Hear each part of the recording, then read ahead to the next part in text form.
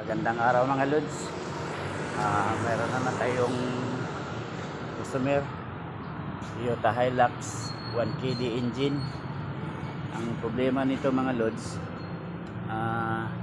naglo-low power, tapos may mga leak pa dyan mga lods sa kanyang valve cover. Mga lods, mga tagas, mga leak. Ayusin natin yan. Yan. Yan mga lods. Palitan natin yan ng valve cover gasket. Tsaka titingnan din natin yung kanyang injector oil seal at saka sa fuel line. Tapos maglilis din tayo ng turbo.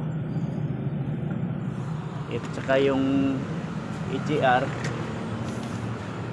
EGR, throttle body, ito, antique manifold, at saka palit tayo ng fuel filter. Kasi baka yun ang cause ng low power natin. Yan mga lods.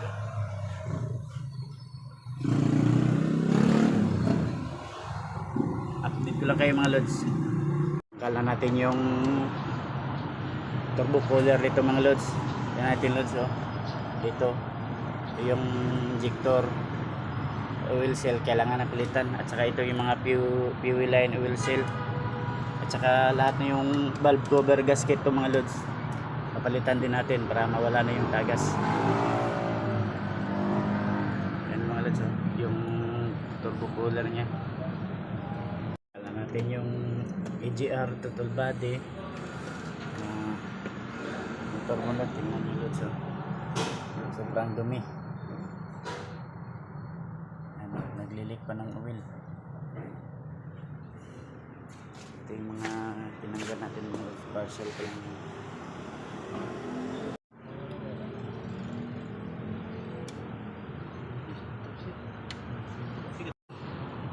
Yan. Gamit ang bonnet ng guma baka masira.